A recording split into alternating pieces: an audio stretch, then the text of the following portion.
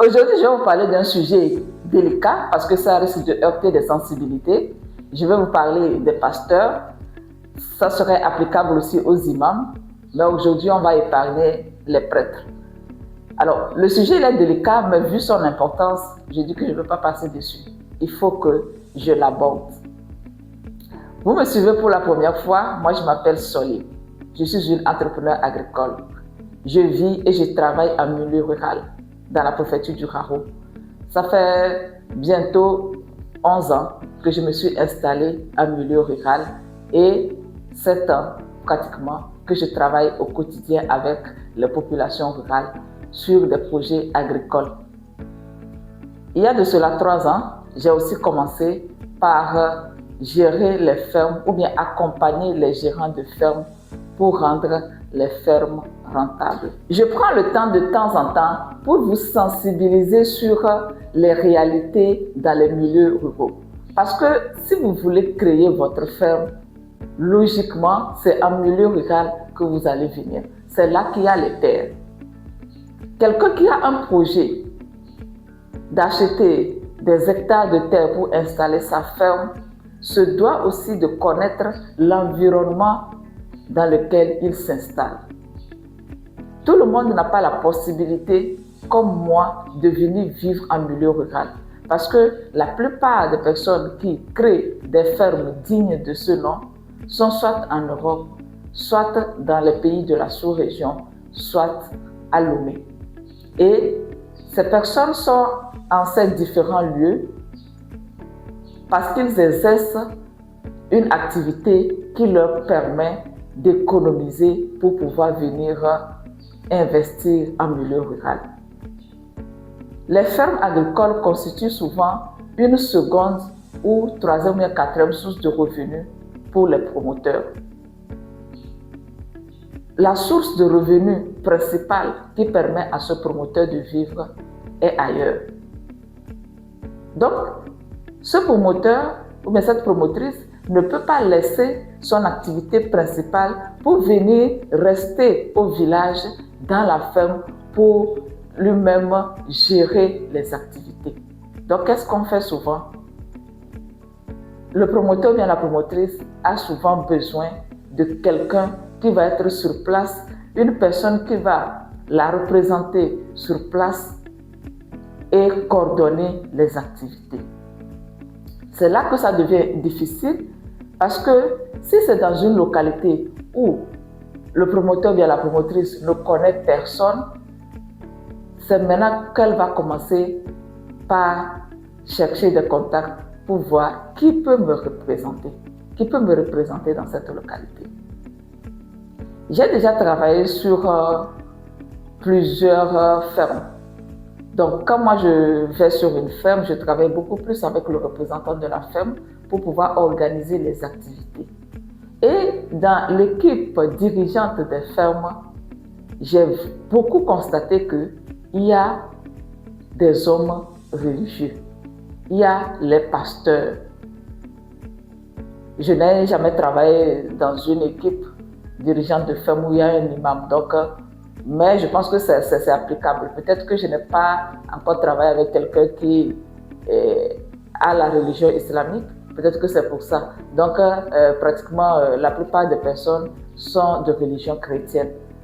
Donc, lorsque ces promoteurs-là vont dans les villages, souvent, ils ont le réflexe d'associer le pasteur qui a pratiquement les mêmes croyances religieuses que lui.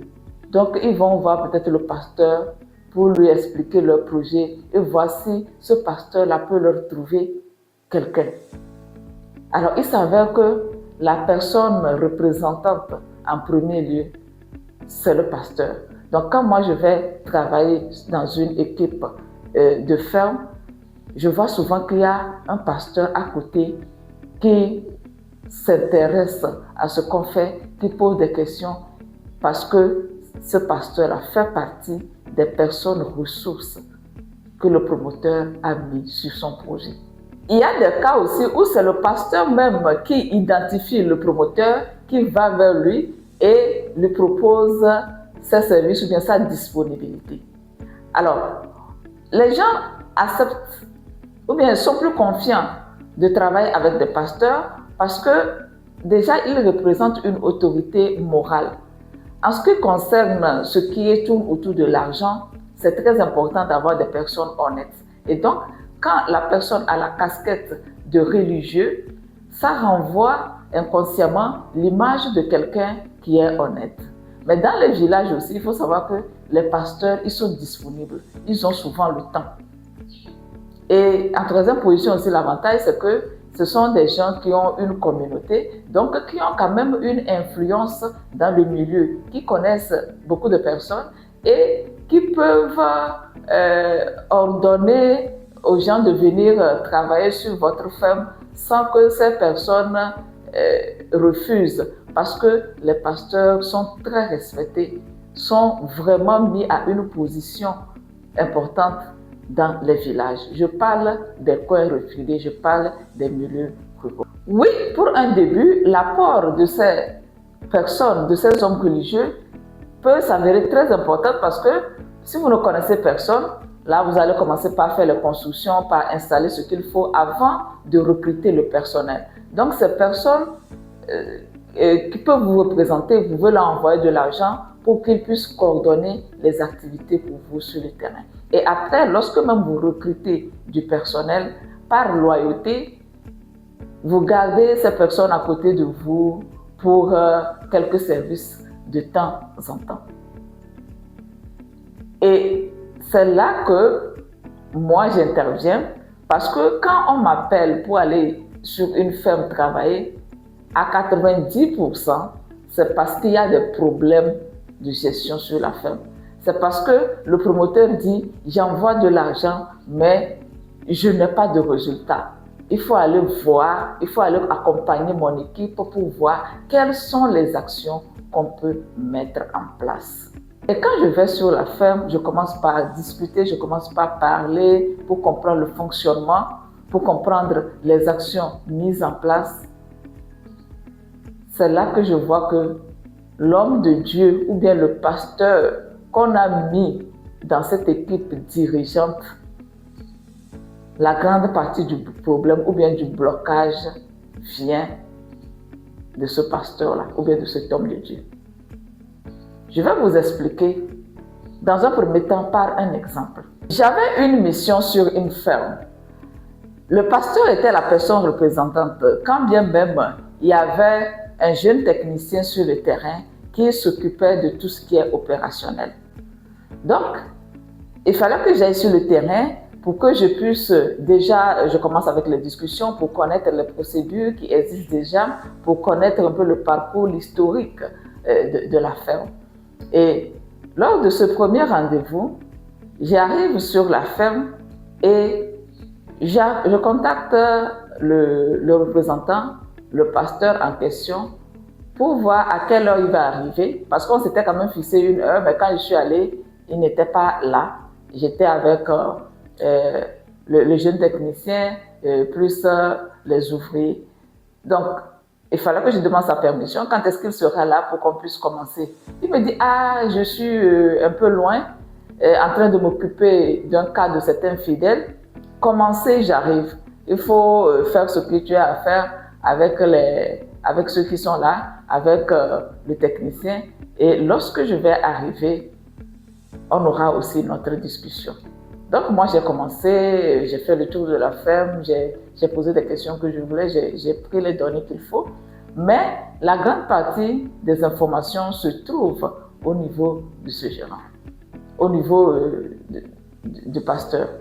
Alors, j'avais fini, j'étais arrivée sur la ferme vers 11h. Autour de 13h, moi j'avais déjà fini avec ceux qui sont là. Il fallait que j'attende le pasteur en question. Je suis là de 13h jusqu'à 15h, pratiquement. Je n'ai pas de ces nouvelles. Je le rappelle encore, il me dit oh, oui, je vais arriver tout à l'heure. Je vais arriver tout à l'heure. Alors, j'attends encore jusqu'à pratiquement plus de 16h30. Et là, je dis, je vais partir. Parce que moi, j'ai certains horaires que je ne dépasse pas dans le village. Je l'appelle encore, je lui dis, bon là, je vais partir parce que il fait tard. On va remettre la discussion sur plus tard. Il me dit, non, non, non, oh, qu'il est déjà proche. Mais moi, je ne voulais plus attendre parce que ce que j'ai à faire avec lui, ça va prendre pratiquement 2 heures de temps. Donc, si je dois encore rester sur la ferme, ça veut dire que je vais partir vers 19 heures. Donc, je ne voulais pas rester sur la ferme jusqu'à la nuit tombée. Et j'ai quand même démarré. Alors, en allant, je l'ai rencontré sur la route. Il m'a dit, non, je t'ai dit que je venais, non? Non, non, non, retournons, on va faire ce qu'on a à faire. J'ai dit, non, non, monsieur, moi, il n'y a pas de souci, je reviens, il faut me donner une autre date. Je vais revenir, on va prendre le temps de discuter normalement. Je comprends que vous étiez occupé, il n'y a pas de souci, mais moi-même, je vais revenir. Il commençait par insister, je lui ai dit, bon, vous savez, moi, j'ai certaines heures que je ne dépasse pas au niveau des villages. Non. Donc, il y a certaines heures, pour des raisons de sécurité, je ne dépasse pas ces heures-là. Donc là, actuellement, il est pratiquement 17 heures, je ne peux pas rester. Il me dit, oh, bon, si c'est pour des raisons de sécurité, ça, il n'y a pas de problème. Lui-même va me raccompagner, même s'il fait nuit n'importe comment, parce que lui, à 22 heures, même à 23 heures, lui, il revient dans sa maison, dans le village, il n'y a pas de souci. J'ai dit, non, non, moi, j'ai une certaine heure, je préfère rentrer et qu'on fasse ça après. Et là, il me sort des réflexions en me disant, en tout cas, tu sais, pour la sécurité, c'est Dieu qui protège. Hein. C'est Dieu qui protège. Même en pleine journée, tu peux prendre la route et quelque chose de mal va t'arriver. Donc, ce n'est pas une question d'horaire ou bien de quoi que ce soit. Non, non, c'est Dieu qui protège. Hein, et Dieu est avec nous, ne t'inquiète pas. J'ai dit, non, monsieur, moi, je ne peux pas rester, je ne peux pas retourner et rester tard. Il continue par insister en mettant les affaires de Dieu en avant. Je lui ai dit que bon, moi aussi j'ai un contrat avec mon Dieu et on s'est fixé des horaires. Donc si je dépasse ces horaires-là, mon Dieu ne peut pas me protéger aussi. Bon, il a dit ok, bon, si c'est comme ça, il n'y a pas de souci, je peux partir. Et c'est comme ça que je suis partie. Alors, on a eu le temps, après d'avoir une réunion, et on a commencé par discuter. Alors, le grand problème sur la ferme, c'était qu'il n'y a pas d'ouvriers pour travailler. La superficie emblavée est au-delà de la capacité des ouvriers qui sont là. Et je lui ai dit, bon, quand vous avez fait ça, c'est vrai qu'il y a beaucoup de retard, tu vas voir, les champs sont mal entretenus. Voilà, donc ce qui va forcément agir sur les rendements. Et je lui pose la question, l'année dernière, comment est-ce que vous avez fait? La superficie que vous avez emblavée, là, comment vous avez fait? Il a dit, oui, c'est toujours comme ça, hein, les problèmes de main-d'œuvre dans le milieu, vraiment, c'est vraiment grave, les gens ne veulent pas travailler, etc. etc. J'ai dit, ok. Donc, moi, je lui ai dit, ce que vous dites là, c'est vrai, parce que c'est ce qu'on rencontre sur la plupart des fermes. Et souvent, la solution que moi je propose, c'est de prendre des ouvriers permanents. C'est-à-dire que des gens qui viennent en début d'année et qui restent jusqu'à la fin de l'année. Comme ça, vous êtes sûr que vous avez le personnel pour faire le travail. Et il me demande, bon, comment est-ce qu'on les paye? Alors, je lui détaille. Si vous êtes sur la ferme depuis longtemps, vous connaissez déjà les conditions pour recruter le personnel permanent de ferme, bien les saisonniers, ceux qui viennent en début d'année et qui repartent en fin d'année, en décembre. Et il me dit, bon, on les paye combien? J'ai dit, bon, une personne, ça dépend du contrat. Et une personne peut être payée à 450 000, 500 000 ou 600 000. Et il me pose la question, bon, combien de personnes il faut sur cette ferme? J'ai dit, bon, ici, là, vous allez prendre 5 ouvriers permanents comme ça. Là, ça peut y aller. Il me dit, ah, donc si on prend 501 personnes, 500 000, 5 ouvriers comme ça, là, ça fait 2 500 000. Oh! Qu'est-ce qu'eux, ils produisent pour pouvoir dépenser tout ça? Oh, non, non, non, ça c'est trop, hein? C'est trop. J'ai dit, ok. Il me dit encore, bon, les gens là, donc ils vont venir s'installer sur la ferme. Et s'ils tombent malades, qui va s'en occuper? Non, non, non, ça serait trop compliqué. J'ai dit, ok. Bon, est-ce que je lui pose la question de savoir, par exemple, pour produire 1 hectare de maïs, est-ce qu'il sait combien on dépense pour la main-d'œuvre? Il me dit, bon, non, lui, il n'a pas calculé, eux, ils font seulement, ils n'ont pas calculé. Et je lui sors un compte d'exploitation. Et je prends les cours avec lui un à un. J'ai dit cerclage, tel montant, semi, tel montant, traitement, tel montant. Je descends les chiffres avec lui un à un. Il est d'accord, il trouve même que certains prix sont bas par rapport à certains prix que moi j'ai mis dans mon compte d'exploitation sont bas par rapport à ce qui se pratique dans le milieu. Donc il était d'accord. Et j'ai fait l'addition et il voit que, pour 1 hectare, il voit le montant. Il dit, tu vois. Voilà. Donc si vous voulez faire 10 hectares de maïs par exemple, voilà le montant que vous allez dépenser en main d'œuvre. Il disait, on dépensait autant comme ça. J'ai dit oui. Donc même prendre la main d'œuvre occasionnelle revient plus cher que prendre la main d'œuvre permanente. Il disait, oui, bon, c'est quand même vrai. Et tout ça là.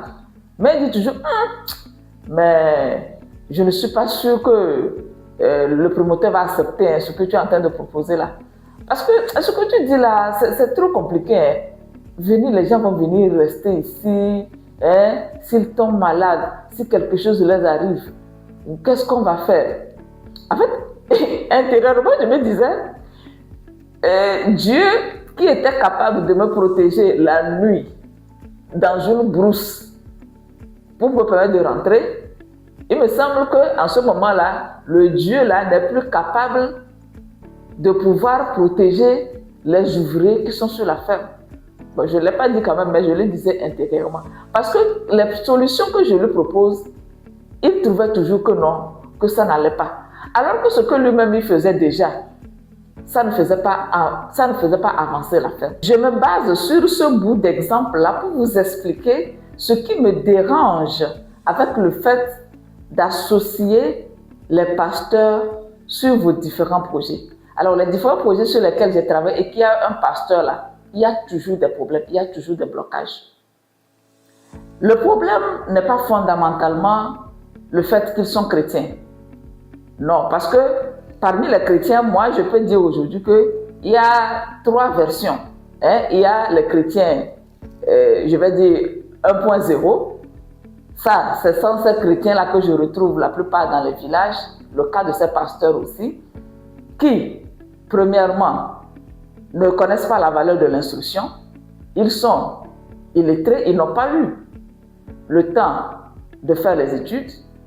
Oui, les pasteurs dans les villages là, c'est difficilement même qu'ils arrivent à lire. Et s'ils ont été à l'école, ils n'ont pas été longtemps à l'école. Et moi, j'accorde beaucoup d'importance à l'instruction. Ces types de pasteurs, ce sont des gens qui pensent que la richesse est mauvaise. Pour qu'un homme de Dieu ou bien pour qu'un chrétien soit qualifié comme vrai chrétien, cela se mesure par la misère dans laquelle ce chrétien vit. Pour ce type de pasteur ou bien ce type de chrétien 1.0, la richesse n'est pas compatible avec servir Dieu. Et dans le village, je vous assure que si vous voyez ce que ces pasteurs-là enseignent à leur communauté, à leur petite communauté qu'ils ont dans les villages, vraiment vous serez choqués. Vous serez choqués de leur enseignement. Vous serez vraiment choqués de leur enseignement. Ça ne vaut pas du tout la peine. Moi-même, j'appartenais à une religion chrétienne lorsque j'étais à Lomé, mais tout allait bien dans cette communauté, jusqu'à ce que je me déplace ici en milieu rural et que je vienne faire partir d'un certain groupe. C'est-à-dire que c'est la même religion, c'est la même dénomination chrétienne, mais l'enseignement que j'avais reçu à Lomé, lorsque je me suis déplacée en milieu rural, j'ai commencé par remarquer que leur enseignement, ce qu'on enseignait là-bas, mais c'était scandaleux. Pour eux, ce n'était pas bien qu'une femme puisse travailler ou bien puisse créer une entreprise d'un certain niveau. Peut-être à la rigueur, si elle doit travailler, peut-être elle doit aller au marché, vendre des céréales, en fait les petits trucs informels. Mais dire qu'une femme va créer une entreprise, gérer du personnel, Mais c'était trop d'ambition. On m'a même reproché que j'étais trop ambitieuse, que je cherchais trop de l'argent. Vous voyez, si je devais rester dans cette communauté, vous ne m'aurez jamais connu sur YouTube parce qu'on m'avait dit non, les réseaux sociaux c'est dangereux. En tant que chrétienne, ce n'est pas bon d'être sur les réseaux sociaux. On disait que ce n'était pas bon d'aller à l'école. Quand tu vas à l'école et tu arrives au niveau bac, mais c'est déjà suffisant. Même pour une femme, si tu as BPC, pourquoi tu vas à l'école même, c'est pourquoi. Ce sont ces genres d'enseignements-là qu'on enseigne. Moi, quand j'ai vu ça, j'ai dit, bon, maintenant, là, je pense que ça suffit. Il faut que je me retire de cette bassesse. Dans les villages, ce qu'on enseigne, c'est vraiment scandaleux, je vous assure. Quand les gens tombent malades, on leur dit non, ce n'est pas nécessaire d'aller à l'hôpital. On va prier et puis la maladie va partir. Ici, quand les gens sont malades, en zone rurale, au lieu d'aller à l'hôpital, ils vont chez le pasteur pour qu'on puisse prier pour eux. Donc ça, c'est la catégorie des pasteurs 1.0. Et c'est ces pasteurs-là que vous trouvez dans le village. C'est eux que vous trouvez dans le village. Eux-mêmes, c'est leur église qui est leur entreprise. Sinon, ils n'ont pas un travail comme ça qui leur permet de vivre avec leur famille. Tu vas voir que le pasteur lui-même, il est dans le village, il se promène de gauche à droite, mais c'est sa femme qui est dans le champ du matin jusqu'au soir en train de travailler. C'est sa femme qui doit se battre pour pouvoir subvenir aux besoins de sa famille. Et si le pasteur, si les fidèles cotisent, il peut prendre cet argent-là pour pouvoir contribuer ce qu'il peut. C'est ce modèle de pasteur qu'il y a au niveau des villages. Vous voyez? Et qui n'ont même pas. Je connais des pasteurs dans ces villages-là qui ne savent même pas lire. Donc, le contenu même de leur Bible, ils ne peuvent pas le lire. Et j'ai même discuté avec un il y a longtemps parce que il voulait me parler de la parole de Dieu et moi aussi je voulais aussi, j'ai voulu qu'on ait une discussion. Et quand on parlait de versets, il ne pouvait pas lire. Et il me disait que non. Et je lui ai dit, mais comment tu fais pour enseigner si tu ne sais pas lire? Il me dit que non, quand lui dort, il a des visions de ce qu'il doit dire. Il dit, ok. Là. Voilà, ça c'est pour caricaturer un peu le niveau de ces pasteurs au niveau des villages.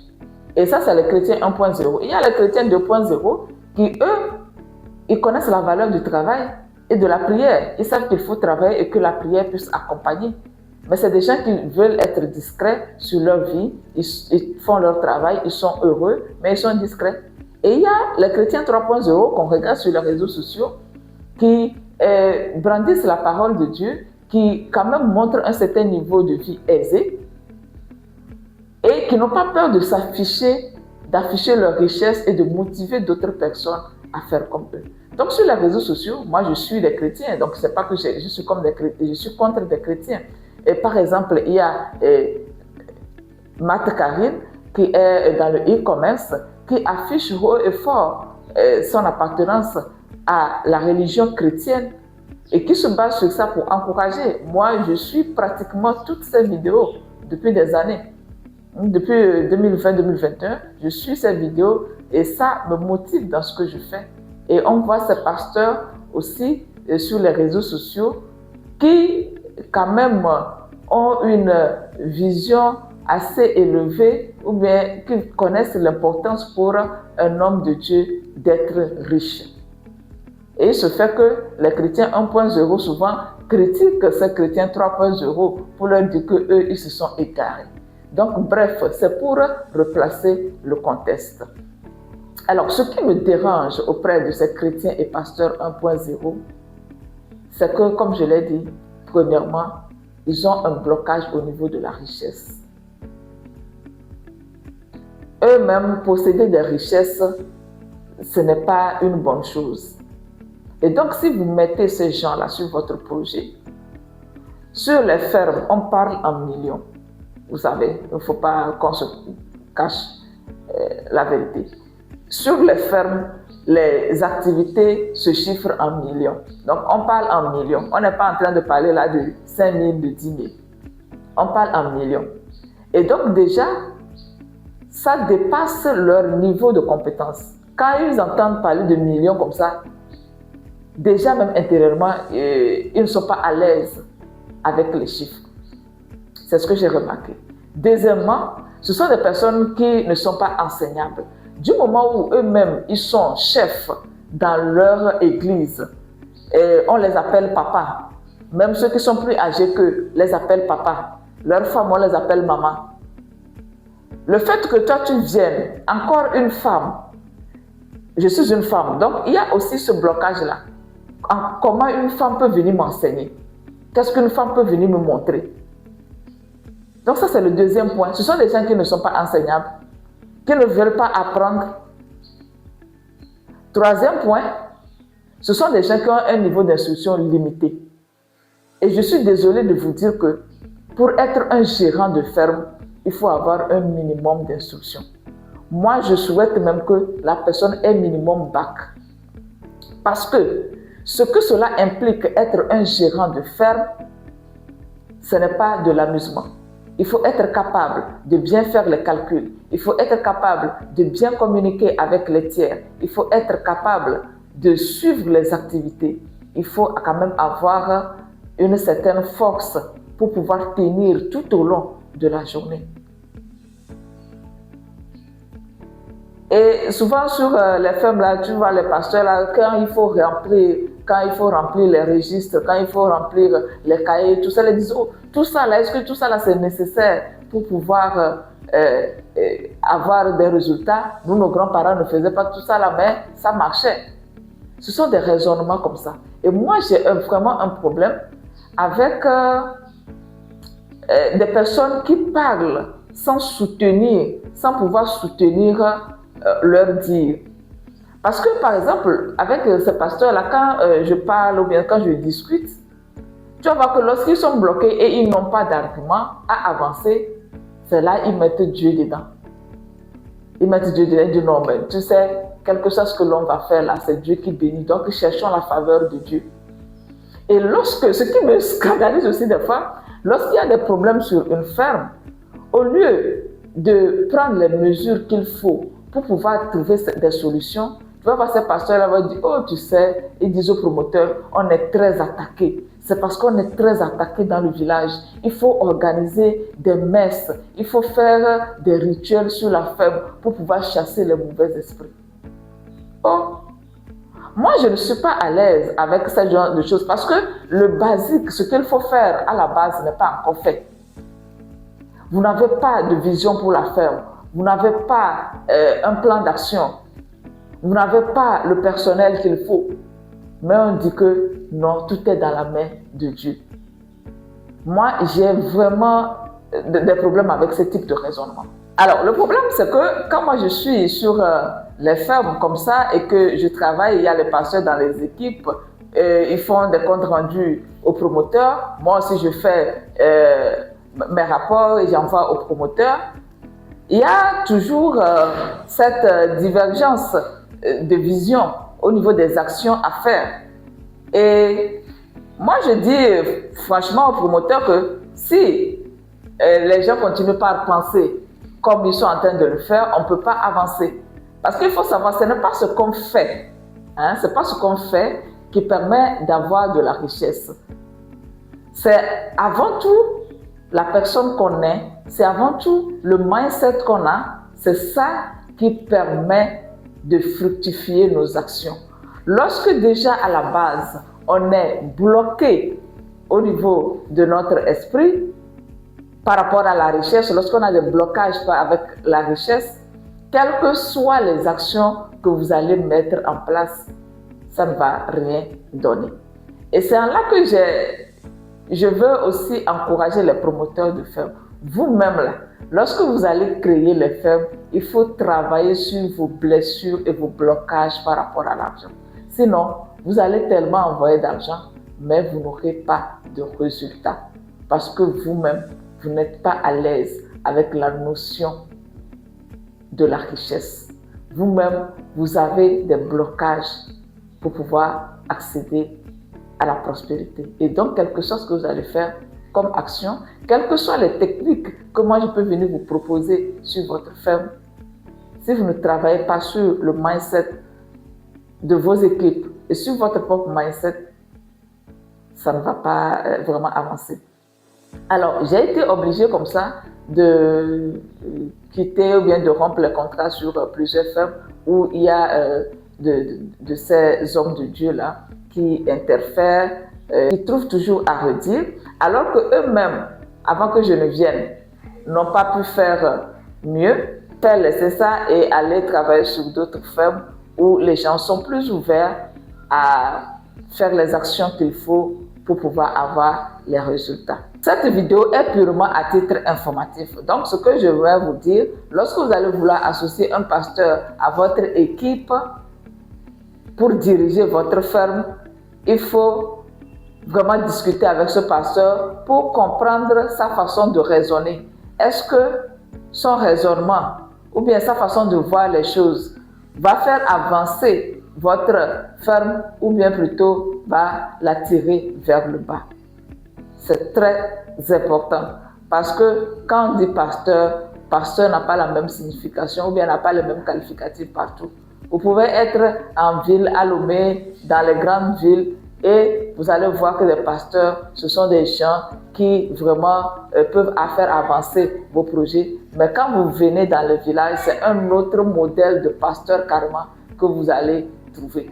Donc, pasteur ne veut pas forcément dire pasteur, ou bien pasteur ne colle pas tout le temps avec bonne moralité, avec droiture ou bien avec prospérité. Non. Dans certaines localités, c'est totalement le contraire. Et aussi, lorsque vous commencez par les associer, c'est très difficile de s'en défaire. Ah oui, c'est très difficile de s'en défaire. Parce que du moment où ils savent qu'en intervenant sur votre projet, ils gagnent un peu d'argent, ils ne vont pas laisser. Ils ne vont pas vouloir abandonner ça. Parce qu'eux-mêmes, à la base, ils n'ont pas vraiment une source de revenus. Donc, comme je l'ai dit, je vis avec eux ici. J'ai fait beaucoup de villages. Ça fait bientôt 8 ans même que je travaille avec cette communauté rurale. Donc, j'ai eu le temps de côtoyer pas mal. J'ai vu plein de choses. Vous voyez? Et donc, quand même j'ai pris le courage même d'aborder ce sujet, c'est parce que je suis certaine de ce que je dis. J'ai trop de cas. C'est ça. Donc voilà, je m'arrête ici pour cette vidéo. Merci de m'avoir suivi jusqu'à la fin. Je vous reviens dans quelques jours avec un autre sujet. D'ici là, prenez bien soin de vous. Portez-vous bien. Au revoir.